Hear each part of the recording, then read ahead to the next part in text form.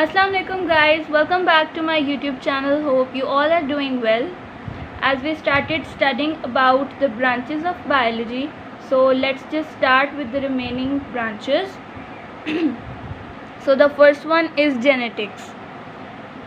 Genetics की definition अगर हम देखें तो वो ये है कि the study of genes and their roles in inheritance is called genetics. अब यहाँ पर जीन्स क्या चीज़ है? Genes is actually the smallest unit that is used for inheritance. और इनहेरिटेंस का मतलब ये होता है कि the transmission of characters from one generation to another generation is called inheritance. यानी कि जैसे एक फादर है, उसके सन में उसकी कुछ कैरेक्टरिस्टिक्स ट्रांसफ़र हो गई हैं, तो that is called as inheritance. तो जेनेटिक्स में क्या होता है, जीन्स की स्टडी होती है और उनके जो रोल्स इनहेरिटेंस में वो प्ले कर रहे होते हैं उनकी स्टडी होती है. उसके बाद हमारे पास आती है embryology. It is the study of the development of an embryo to new individual. As you all know कि जब फर्टिलाइजेशन का प्रोसेस स्टार्ट होता है तो जाइगोट के बाद एम्ब्रियो बनता है और उसकी स्टडी को जो है हम कहते हैं एम्ब्रियोलॉजी. उसकी डेवलपमेंट यानी जाइगोट से एम्ब्रियो की डेवलपमेंट कैसे हुई है और उसके बाद एम्ब्रियो से जो है फीटस की डेवलपमेंट कैसे हुई है, उस सब को जो है वो हम स्टडी करते हैं एम्ब्रियोलॉजी में. उसके बाद हमारे पास आता है taxonomy. So it is the study of naming and classification of organisms into groups and subgroups.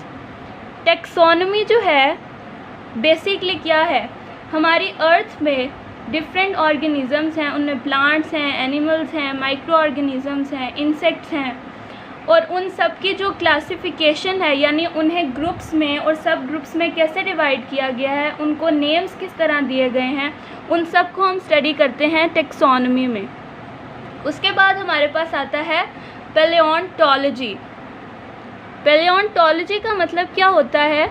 It is the study of fossils which are the remains of extinct organisms. बहुत सारे हमारी अर्थ पर ऐसे ऑर्गेनिजम्स हैं सच एज डायनासोर्स जो अब अर्थ पर present नहीं है, यानी कि वो एक्सटिंक्ट कर गए हैं, उनकी सारी पॉपुलेशन, उनकी सारी स्पीशीज़ जो हैं वो ख़त्म हो चुकी हैं.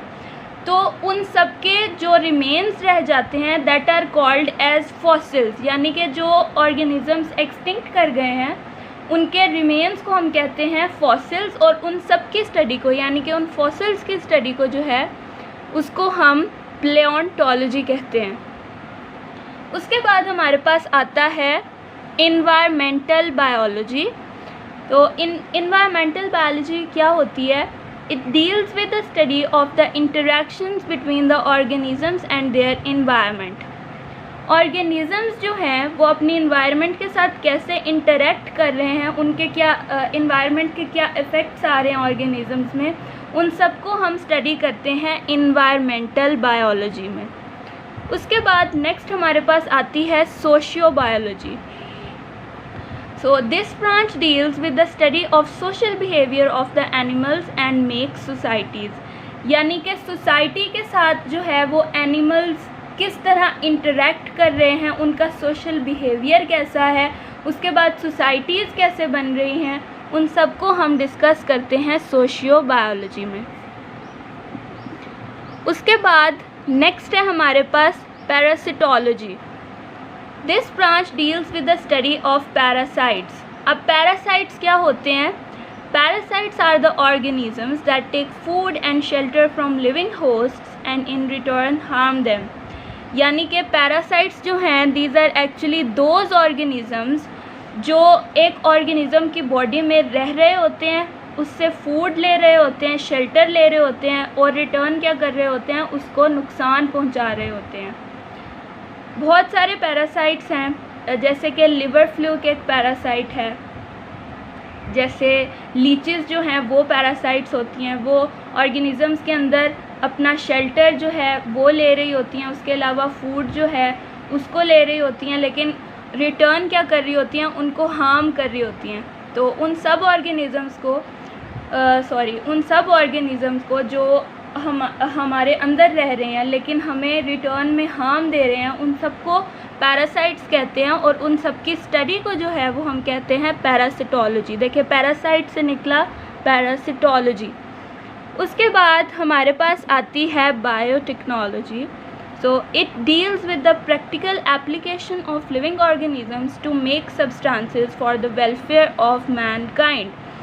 बायोटेक्नोलॉजी में क्या होता है कि हमारे अर्थ पर जितने भी जैसे माइक्रो ऑर्गेनिजम्स हैं, bacterias, viruses, other organisms like insects भी हो सकते हैं, वो उन सब का यूज़ जो है वो हम देखते हैं, उन सब का यूज़ यानी पॉजिटिव यूज़ हम देखते हैं, जिससे हमारी मैनकाइंड जो है उसको पॉजिटिव रिस्पॉन्स मिलता है, उसको गुड प्रोडक्ट्स मिलते हैं, यानी बैक्टीरियाज, वायरसेस से जो है वो अच्छे प्रोडक्ट्स हम ले रहे होते हैं बायोटेक्नोलॉजी के थ्रू। जिसके बाद क्या होता है कि मैनकाइंड का वेलफेयर हो रहा होता है, उनको पॉजिटिव रिस्पॉन्स मिल रहा होता है, उनकी हेल्प हो रही होती है। उसके बाद हमारे पास आता है इम्यूनोलॉजी। इम्यूनोलॉजी क्या है? It is the study of immune system of animals which defends the body against invading microbes। अब इम्यूनोलॉजी में क्या होता है? एनिमल्स में एक इम्यून सिस्टम होता है, उस इम्यून सिस्टम के थ्रू एनिमल्स जो हैं वो बीमारी के अगेंस्ट लड़ रहे होते हैं। यानी इम्यून सिस्टम वो है कि अगर एक ऑर्गेनिज़म को कोई बीमारी हो गई है तो वो इम्यून सिस्टम जो है वो उस बीमारी के अगेंस्ट लड़ेगा। तो इम्यूनोलॉजी में उस इम्यून सिस्टम की हम स्टडी करते हैं कि वो कैसे इन्वेडिंग माइक्रोब्स यानी कि बैक्टीरिया, वायरसेस के अगेंस्ट जो है वो अपना रोल प्ले कर रहा होता है। उसके बाद हमारे पास आता है entomology. So it is actually the study of insects, यानी हमारी अर्थ पर जितने भी इंसेक्ट्स हैं उन सब की स्टडी को कहते हैं एंटोमोलॉजी।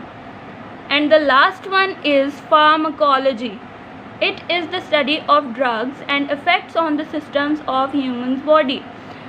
फार्माकोलॉजी में क्या होता है कि हम ड्रग्स की स्टडी करते हैं, इफ़ेक्ट्स, उनके इफ़ेक्ट्स या वो नेगेटिव हो सकते हैं, पॉजिटिव भी हो सकते हैं, यानी पॉजिटिव नेगेटिव दोनों इफ़ेक्ट्स जो हैं ड्रग्स के वो ह्यूमन बॉडी पे हम डिस्कस करते हैं। तो this is the branch that is called as pharmacology. So guys, this was all about today's lecture in which all the branches of biology has been covered.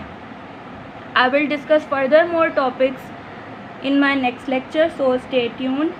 If you like my video, then drop your comments in my comment section. Share my videos as well. Subscribe my channel. Till then, Allah Hafiz.